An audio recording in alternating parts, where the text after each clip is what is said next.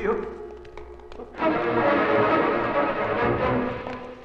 है general ward.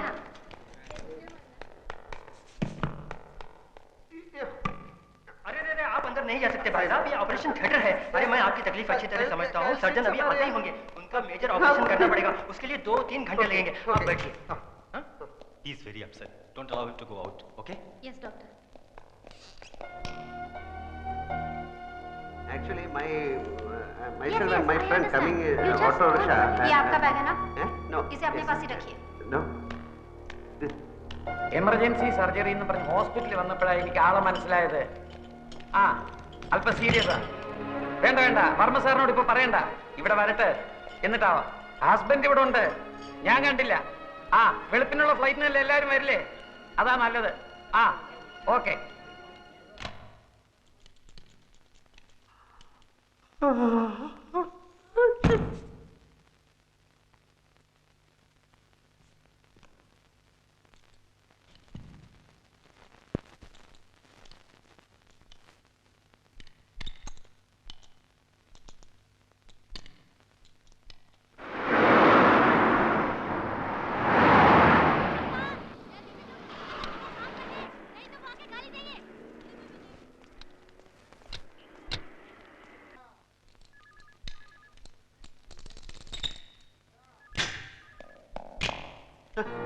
ചന്ദ്രികയുടെ അടുത്തിരിക്കുകയായിരുന്നു ഞാൻ, ബോധം തെളിയുന്നവരെ. ആ സാർ ഞാൻ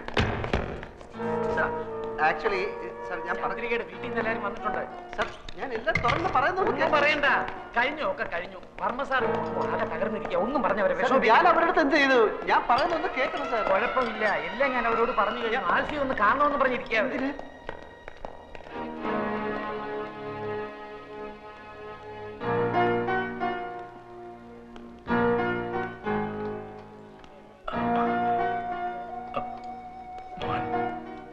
ക്ഷമിക്കണം, ഞാൻ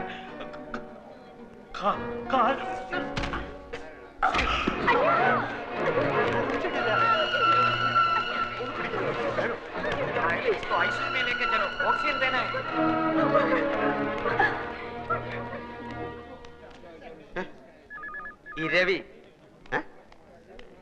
ഇരവി കുട്ടിപ്പിള്ള ഡ്രൈവറാ? ഞാൻ അവരുടെ ഡ്രൈവറാ. ഞാൻ അക്കൗണ്ടന്റാ, ശങ്കരക്കുറുപ്പ്. എനിക്കൊരു കാര്യം പറയാനുണ്ട്. ഹെൽമെറ്റ്. Thank you. ആൽഫി വിളിക്കണു. ആൽഫിക്ക് ചന്ദ്രിയെ കാണാം, ഇപ്പൊ കാണാം. എനിക്ക് Sir, this wait a file. Minute. ഇവരുടെ കല്യാണം കഴിഞ്ഞാണോ? കല്യാണം 14-ാം തീയതി പറഞ്ഞേ. ആ. ഇന്ന് തീയതി 18 ആയില്ലേ, അപ്പൊ കഴിഞ്ഞു കാണും. എന്നാ കഴിഞ്ഞു. ഹസ്ബൻഡ് എന്നുള്ള കോളത്തിൽ ആ ഓപ്പറേഷൻ തിയേറ്ററിൽ ഒപ്പിട്ടിരിക്കുന്നത്. ആ ഇനിയിപ്പോ ഒന്നും ചിന്തിക്കാനില്ല, എല്ലാം കഴിഞ്ഞു. ചന്ദ്രകുഞ്ഞിന്റെ കാര്യം അല്ല ഒന്നും ചന്ദ്രകുഞ്ഞ് പറയാറായിട്ടില്ല. കൈയും കാലും ഒക്കെ തളർന്നിരിക്കുക. എന്റെ ഭഗവതി, കോടിക്കണക്കിന് സ്വത്തിന്റെ ഒരേ ഒരു അവകാശിയാ. അത് നേരത്തെ ആലോചിക്കണമായിരുന്നു. കോട്ടപ്പുറത്ത് കോവിലകത്ത് സുഖമായിട്ട് കഴിഞ്ഞ ആ കുടുംബത്തിലെ ഒരേ ഒരു അവകാശി, അതിനെ എന്തിനാ ഇപ്പൊ ഇങ്ങോട്ട് പറഞ്ഞേച്ചത്? സാറേ, വർമ്മ സാറിന് ബിസിനസ് മുഴുവനും മോളെ ഏൽപ്പിക്കണം എന്നായിരുന്നു. ഇവിടെയല്ലേ എൻ്റെ ഓഫീസ്. ഇവിടെയാണെങ്കിൽ വലിയൊരു ഗസ്റ്റ് ഹൗസ് ഒഴിഞ്ഞെടുക്കാൻ, അവിടെ താമസിച്ചുകൊണ്ട് ബിസിനസ് പഠിക്കട്ടെ എന്ന് അവർ തീരുമാനിച്ചു. മാനേജിങ് ഡയറക്ടറായിട്ട് ഇങ്ങോട്ട് അയച്ചു. ഇവിടെ വന്ന് ഈ നസ്രാണി ചെക്കനെ അങ്ങ് പ്രേമിച്ചു. കല്യാണം കഴിക്കണമെന്ന് നിർബന്ധം പിടിച്ചപ്പോൾ വർമ്മ സാറും കുടുംബവും നാക്കശികാന്ത് എതിർത്തു. ചന്ദ്രക്കുഞ്ഞ് അവനെ കിട്ടിയാൽ പിന്നെ എനിക്ക് ഇങ്ങനെ ഒരു മോളില്ല എന്ന് വരെ മുതലാളി പറഞ്ഞു. പിന്നെ എന്തിനാ എല്ലാരും കൂടി ഇപ്പൊ ഇങ്ങോട്ട് കെട്ടിയെഴുന്നള്ളിച്ചത്? തലയിൽ വെച്ചാൽ പേനരിക്കും, താഴത്ത് വെച്ചാൽ ഉറുമ്പരിക്കും. അങ്ങനെയല്ലേ ഞങ്ങൾ ആ കുഞ്ഞിനെ വളർത്തിയത്. ഇങ്ങനെ കിടക്കുന്നു എന്ന് കേട്ടാൽ എങ്ങനെയാ ഉള്ളു പിടയ്ക്കാണ്ടിരിക്കുക. വർമ്മ സാറിന്റെ കാര്യം പേടിക്കാനൊന്നുമില്ല. ഷോക്കും കുറ്റബോധമൊക്കെ കൂടെ ആയപ്പോ വീണുപോയതാ. പ്രഷർ വളരെ കൂടുതലാ.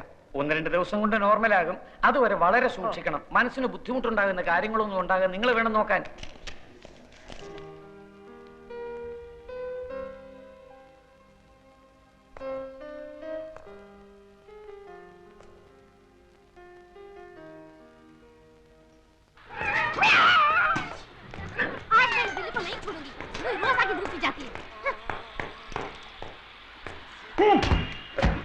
എവിടെയായിരുന്നു ഇന്നലെ രാത്രി മുഴുവൻ?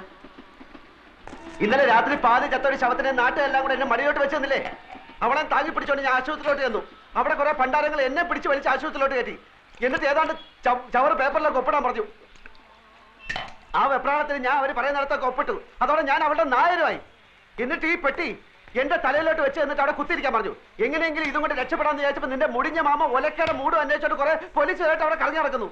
ഇനി അയാളുടെ കണ്ണി പെട്ടിട്ട് പുലിവാലാക്കണ്ടെന്ന് കരുതി നിധി കാക്കുന്ന ഭൂതത്തെ പോലെ ഈ പെട്ടിയും കെട്ടിപ്പിടിച്ചോണ്ട് ഞാൻ അവിടെ ഇരിക്കുക. നേരം വെളുത്തപ്പോ അവളുടെ തന്തയും കുറെ ആൾക്കാർ ഒരു പട പോലെ അലറി വിളിച്ചോണ്ട് ആശുപത്രിയിലോട്ട് വന്നു. ആ തന്ത എന്നെ കണ്ടത് അലച്ചു ചെല്ലി എന്റെ കാലിലോട്ടും പിന്നെ അവിടുത്തെ തലയും കുത്തി താഴോട്ടും. വെട്ടിയിട്ടവൾ ഒരു സൈഡിലെ പെണ്ണും അവസാനത്തെ വലി വലിച്ചോണ്ട് തന്ത അപ്പുറത്തും. ആ തക്കത്ത് ഞാൻ പെട്ടി എടുത്തോണ്ടെങ്കിൽ ചാടി. അവൾ ഏതാണ്ട് കോടീശ്വരന്റെ മകളാണെന്ന് പറഞ്ഞ അതിലുണ്ട് ഇരുത്തി. നീ ആ പെട്ടി നോക്ക്, അതിനകത്ത് എത്ര രൂപയുണ്ടെന്ന് എനിക്ക് അറിഞ്ഞൂടാ. ചെറുതാണെങ്കിലും വിലയുള്ള പെട്ടിയാ. അകത്ത് കാര്യമായിട്ട് എന്തെങ്കിലും കാണാണ്ടിരിക്കില്ല. നിനക്ക് എന്റെ പേരറിയോ? അപ്പക്കുട്ടൻ നായർ. അത് പണ്ട്. ഇപ്പൊ ആൽഫി. ആൽഫി അതെന്താ തിന്നുന്ന സാധനത്തിന്റെ പേരല്ലേ? അല്ല, അത് കുൽഫി. അതെ, കുൽഫി. ഇത് ആൽഫി, ആൽഫ്രഡ് ഫെർണാണ്ടസ്. ആ പെണ്ണ് തന്തയായിട്ട് പിണങ്ങിയിട്ട് പ്രേമിച്ച് കെട്ടിയവന്റെ പേര്. അപ്പൊ അവനോട് പോയി? ഈടെ അവനെ ആരും കണ്ടിട്ടില്ല. അതല്ലേ എല്ലാരും കൂടെ എന്നെ പിടിച്ച് അവനാക്കിയത്. എന്നാലും അവനവിടെ പോയി? ഈടെ അവനെ ആരും കണ്ടിട്ടില്ലെന്ന്. ഈ പെണ്ണ് മാത്രമേ കണ്ടിട്ടുള്ളൂ. അവള് കണ്ണും മൂക്കും തളർന്ന് നടക്കുന്നവര് വാ തുറന്നൊന്നും മിണ്ടാൻ കഴിയുന്നില്ല. എന്റെ ഗതികളല്ല എന്ന് പറയാം. എന്നാലും അവനവിടെ പോയി? അവനെ കണ്ടിട്ടില്ലെന്ന് പറഞ്ഞാ തുറന്നു. ഇതെന്താ വലിയ പെട്ടിക്കകത്തൊരു ചെറിയ പെട്ടി? വെട്ടിയല്ലടാ, കമ്പ്യൂട്ടർ.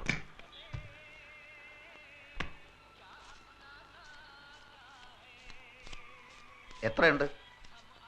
1100 പിന്നെ 20. അത്രേ ഉള്ളൂ? നിന്റെ അത്യാവശ്യം കണ്ടപ്പോ ഞാൻ വിചാരിച്ചു അത്രയെങ്കിലും ഉണ്ടല്ലോ. അപ്പോ ചേട്ടനാ ഇരിക്കണം ഇരിക്കണം. ഇനി താൻ അങ്ങനെ എന്നെ ഇരുത്താൻ നോക്കണ്ട. 2-3 മാസം വാടക കുടിശ്ശികയുണ്ട്. ഇനി അവധിയില്ല.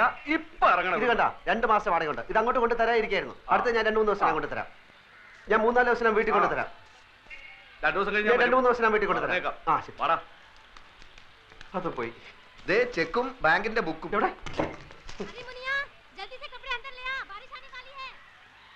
എന്റെ അമ്മോ, 23 ലക്ഷം അവളുടെ അക്കൗണ്ടിൽ ബാങ്കിലുണ്ട്. പടച്ചോനെ, 23 ലക്ഷം. ദേ ചെക്ക് ബുക്ക് ഉണ്ട്, നമുക്ക് എഴുതി എടുക്കാം. എഴുതി അങ്ങോട്ട് കൊടുത്താ ഉടനെ കാശ് എടുത്ത് തരാൻ നിന്റെ പാപ്പ അവിടെ മാനരാ? ഒരു വസ്തു അറിഞ്ഞൂടാ. ഇവിടെ അവള് ചെക്കിൽ ഒപ്പിടണം. മണ്ടം മുത്തപ്പ. ഓളും ബാപ്പയും മയ്യത്താവുന്നല്ലേ ഇനി പറഞ്ഞത്? രണ്ടിന്റെ കിടപ്പ് കണ്ടിട്ട് കാറ്റ് പോണ ലക്ഷണമാണ്. അങ്ങനെ കാറ്റ് പോയാ പിന്നെ 23 ലക്ഷം ആർക്കാ? ആ ഓളെ പുയ്യാപ്പിളക്ക് എന്ന് വെച്ചാ നിനക്ക്. അപ്പൊ ഒറിജിനൽ ആൽഫി വരും, ലക്ഷവും കിട്ടൂല, ആൾമാറാട്ടത്തിന്റെ പേരിൽ കേസാവും. ഞാനില്ല, ഞാൻ സത്യം തുറന്നു പറയാൻ പോവാ. അങ്ങനെ തുറന്ന് പറയാൻ വരട്ടെ. നമുക്ക് ആശുപത്രി പോയിട്ട് നന്നായിട്ട് എല്ലാ കാര്യങ്ങളും ഒന്ന് വിസ്തരിച്ച് മനസ്സിലാക്കാം. എന്നിട്ട് മതി സത്യം തുറന്ന് പറയാൻ. ഞാൻ സത്യം തുറന്നു പറയാൻ പോവാ. മോഷണം, ജയില്, തൂക്കുമരം, ഇതൊക്കെയാണ് ഇപ്പൊ നമ്മുടെ മുമ്പിൽ തെളിഞ്ഞു നിൽക്കുന്ന വഴികൾ. വേറെ ഏതെങ്കിലും ഒരു വഴി കൂടി ഒന്ന് ശ്രമിച്ചു നോക്കുന്നതിൽ എന്താ കുഴപ്പം? വേറെ ഏതെങ്കിലും ഒരു വഴി കൂടി ഒന്ന് ശ്രമിച്ചു നോക്കുന്നതിൽ എന്താ കുഴപ്പം? ആ വഴി കൂടെ പോയിട്ട് നമ്മൾ ബന്ധപ്പെടുന്ന ഈ വഴിയിലാണെങ്കിൽ പിന്നെ നമ്മൾ ഏത് വഴിയിലായി പോവും?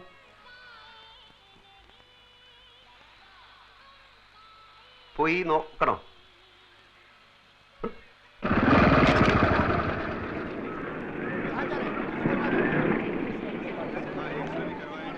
ഈ ബൈക്ക് പിടിക്കാൻ നടക്കുന്ന മാർവാടികളുടെ ഗുണ്ടകൾ വല്ലതും ഉണ്ടോ നോക്കിക്കൊള്ളി. ഇല്ല, കാലത്ത് നീ വരുന്നതിന് കുറച്ച് മുമ്പ് നിന്നെ അന്വേഷിച്ച അവന്മാർ മുറിയിൽ വന്നിരുന്നു. ഞാൻ പറഞ്ഞു നീ ഇപ്പൊ അവിടെയല്ലേ താമസം. എന്നിട്ട് നീ എന്താ പറയാത്ത? നീ എന്താ ചോദിക്കാൻ? കണ്ട കോളിന് കുറെ കാലം കിടക്കണ്ടതാ. ആരെയും വെറുപ്പിക്കണ്ട. ബാഗിനകത്ത് മൂടി വെക്കാനല്ല, കാശും തന്ന് തന്നെ കണക്കപ്പിള്ള എന്ന് പറഞ്ഞ് ഇവിടെ കുത്തി നിർത്തിരിക്കണേ. ആവശ്യത്തിന് കൊടുക്കാനാ. ഇവിടുത്തെ പണിക്കാരെ ആരെന്ത് ചോദിച്ചാലും അത് അങ്ങോട്ട് കൊടുക്കുക. അയ്യോ, എവിടേക്കാ പോണേന്ന് വെച്ചാ പറഞ്ഞിട്ട് പോണ്ടേ. ഫോൺ നമ്പറും ഇല്ല, അഡ്രസ്സും ഇല്ല. എന്താ കാര്യം? വർമ്മ സാറ് ബോധം വന്നപ്പോ മുതൽ നിലവിളിക്കുക, ആൽഫി. ഞാനിപ്പോ അതിനെന്ത് ചെയ്യണം? ഒരച്ഛന്റെ വിഷമം മനസ്സിലാക്കണം. പറയുന്നത് കേൾക്കല്ലാതെ മറിച്ചൊന്നും പറഞ്ഞ് അങ്ങേരെ വിഷമിപ്പിക്കരുത്. ഞാൻ മോന് പുണ്യം കിട്ടും. വാ വാ.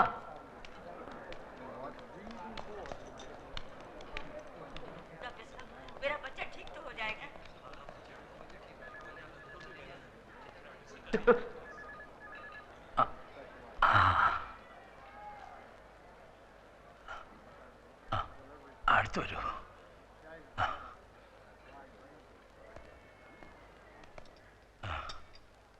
കണ്ണേ പൊന്നേന്ന് പറഞ്ഞു വളർത്തിയ കുഞ്ഞാണ്. ഇപ്പൊ കിടക്കണ കിടപ്പ് കണ്ടില്ലേ? ഡോക്ടർ പറഞ്ഞു നീ വേണം അവളെ രക്ഷിക്കാനെന്ന്. എന്റെ മോളെ കൈവിടരുത്. ഒന്ന് പറയൂ ഇരവി, എന്നോട് മാപ്പാക്കണമെന്ന് പറയൂ. പിണക്കവും പരിഭവവും ഒന്നും ഇല്ലാന്ന് എന്നോട് പറഞ്ഞു കഴിഞ്ഞു. എല്ലാം ഞാൻ പറഞ്ഞു മനസ്സിലാക്കിച്ചോളാം. വർമ്മ സാറ് വെറുതെ വിഷമിച്ച് പ്രഷർ കൂട്ടണ്ട. ആ, അത് കേട്ടാ മതി എനിക്ക്. 100. 100? എടോ ഇത് ആദ്യം പറഞ്ഞോളൂ 200 100 100 100 100 200 300 എത്ര വേണമെങ്കിലും തരാം. പിന്നെ അവിടെ ചെന്ന് കിട്ടിയില്ല എന്ന് കംപ്ലൈന്റ് പറഞ്ഞു. നന്ദി വേണടാ, നന്ദി. എനിക്ക് ചില കാര്യങ്ങൾ അറിയാനുണ്ടായിരുന്നു. എന്ത് കാര്യം? ചന്ദ്രയ്ക്ക് രാവിലെയാ ബോധം തെളിഞ്ഞത്. എല്ലാം കാണാം, എല്ലാം കേൾക്കാം, എല്ലാം മനസ്സിലാക്കാം, പക്ഷെ സംസാരിക്കാൻ കഴിയില്ല. കഴുത്തിന് താഴെ ആകെ തളർന്നിരിക്കുക. ഒരു സ്ട്രേഞ്ച് കേസായിട്ടാണ് എനിക്ക് തോന്നുന്നത്. പക്ഷെ പ്രതീക്ഷയ്ക്ക് വകയുണ്ട്. രോഗിയുടെ മനക്കരുത്താണ് ഇവിടെ പ്രധാനം. ഒരു മിറക്കിൾ സംഭവിച്ചാൽ നാളെ തന്നെ എഴുന്നേറ്റ് നടന്നു എന്ന് വരാം, ചിലപ്പോൾ 4 വർഷമായി എന്നും വരാം. എല്ലാം തന്റെ കയ്യിലാണ്. ജീവിക്കണമെന്ന മോഹം എത്രയും കൂടുന്നോ അത്രയും പെട്ടെന്ന് ചന്ദ്രിക സുഖം പ്രാപിക്കും. ആ മോഹം ഉണ്ടാക്കേണ്ടത് നിങ്ങളാണ്. നിങ്ങളാണ് എല്ലാവരുടെയും ഒരേ ഒരു പ്രതീക്ഷ. How is she? എല്ലാം normal. You can go and see her.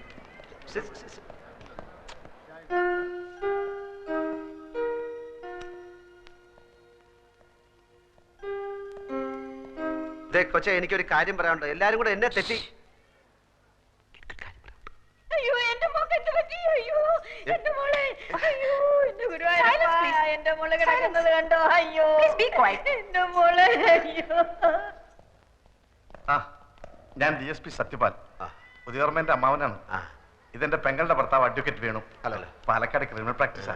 ഞങ്ങളിങ്ങനെ കേസിന്റെ കാര്യങ്ങളൊക്കെ പറഞ്ഞുകൊണ്ടിരിക്കുകയായിരുന്നു. അപ്പൊ ഇതുപോലൊരു കേസ് അല്ല, ഇതുപോലല്ല.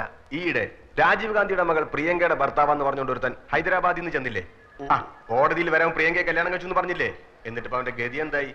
5 വർഷം തടവും 10,000 രൂപ പിഴയും. ഞാൻ പോട്ടെ, എനിക്ക് അല്പം പണിയുണ്ട്. എങ്ങോട്ടാ? ഓഫീസിലേക്ക്. അപ്പൊ ആൽഫ്രണ്ടിനെന്തോ സ്വന്തമായിട്ട് ബിസിനസ് ഉണ്ടെന്ന് കേട്ടു. സ്വന്തമായിട്ട് ഓഫീസുണ്ട്. താമസം ഓഫീസിൽ തന്നെ. ഞങ്ങളൊക്കെ ഗസ്റ്റ് ഹൗസിലാ. ആൽഫ്രണ്ടിന് വേണേ അങ്ങോട്ട് വരാം. വളരെ വലിയ വീട്. ബിസിനസിന്റെ ആവശ്യത്തിന് ആൾക്കാർ വന്നും പോയി കാണാനും കേൾക്കാനും ഒക്കെ അവിടെ സൗകര്യമുണ്ട്. ഞാൻ പോട്ടെ. ധൈര്യമായിട്ട് പോയിക്കോ. ചന്ദ്രന്റെ കാര്യത്തിൽ എന്തെങ്കിലും തീരുമാനം ഉണ്ടാവുന്നവരെ ഞങ്ങളിവിടെ തന്നെ ഉണ്ടാവും. അപ്പൊ കൂടെ നമ്മളെല്ലാം അന്വേഷിച്ച് തേയില കച്ചവടവും തുണി കച്ചവടവും മില്ലും ഫാക്ടറിയും ഒക്കെ ആയിട്ട് പണം ചാക്ക് കണക്കിന് കയ്യിൽ വെച്ചിരിക്കുന്ന ആൾക്കാരാ. ആ പെണ്ണിനെ പറ്റി കാര്യമായിട്ട് ആർക്കൊന്നും അറിഞ്ഞൂടാ. ആൽഫി എന്നുള്ളൊരു പേരല്ലാതെ അവന്റെ ഉമ്മയാര് ബാപ്പയാര് കറുപ്പോ വെളുപ്പോ വീടേത് കൂടേത് ഒന്നും ഒരുത്തനും അറിഞ്ഞൂടാ. 14-ാം തീയതി രജിസ്റ്റർ കച്ചേരിയിൽ ഓന് ഇവിടെ നിൽക്കാതെ വെച്ചിട്ടുണ്ട്. നമ്മൾ ഇവിടെ ചുറ്റിപ്പറ്റി നിന്നിട്ട് എങ്ങനെയെങ്കിലും ഓളെ ഒപ്പം എങ്ങനെയാന്ന് കണ്ടുപിടിച്ചാൽ മതി. 23 ലക്ഷം നമ്മളെ കീശ കിടക്കും മോനെ. ഓക്ക് വായി തുറക്കാൻ പറ്റാത്തിടത്തോളം കാലം ഒപ്പതല്ല നോക്ക് പറയാൻ പറ്റൂലല്ലോ. അതോടെ നമ്മളെല്ലാ കഷ്ടകാലവും തീരും മോനെ. പിന്നെ ആ കുള്ളം തടിയനില്ലേ, കഷണ്ടി ചെവി പൂടാ, അയാള് വെറും ഡ്രൈവർ അല്ല. വർമ്മ കഴിഞ്ഞാ പിന്നെ ആ വീട്ടിലെ ഏറ്റവും കൂടുതൽ മടുപ്പ് അയാൾക്കാ. അയാളെ കയ്യിലെടുത്ത ഓളെ ഒപ്പി നമുക്ക് കണ്ടുപിടിക്കാം.